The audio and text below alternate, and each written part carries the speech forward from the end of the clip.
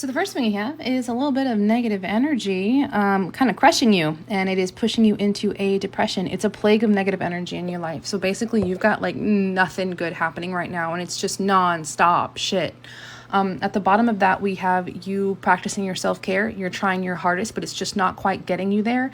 It's because you're not also setting boundaries to bring yourself into happiness. There's opportunities for happiness if you set those boundaries and focus on your faith and your beliefs. But your faith is actually being crushed right now by a betrayal. So it looks like you're really having to get into the bottom of what's happening. There's a lot of anxiety.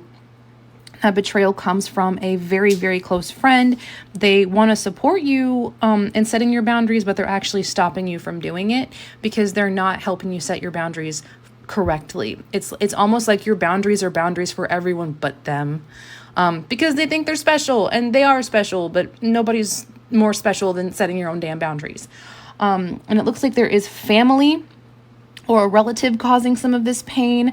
You have been afraid of losing this person on this journey, but unfortunately it looks like that is a part of the deal. It is kind of painful.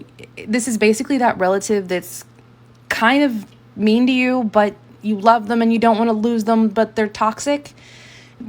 We all have that relative, right? And it looks like in the past, they've caused a lot of stress for you and prevented you from finding romantic opportunities in your life. The negative energy that you're dealing with, that plague of negative energy, is destined, so there's nothing you can do about it. But practice your self-care, keep setting your boundaries, and kind of try to like dig your way out of this hole that you're in.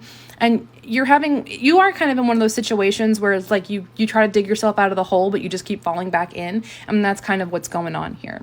And now losing that person is going to be overwhelming.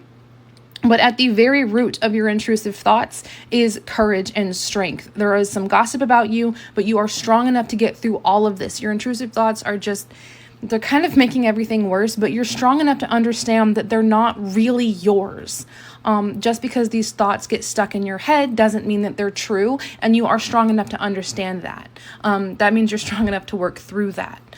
I am seeing further down the line, you learn a little bit of better communication because of the intrusive thoughts and your courage. You learn how to better communicate, and then eventually you'll start to finally be able to focus on your ambitions and your dreams once you get through this emotional wreck.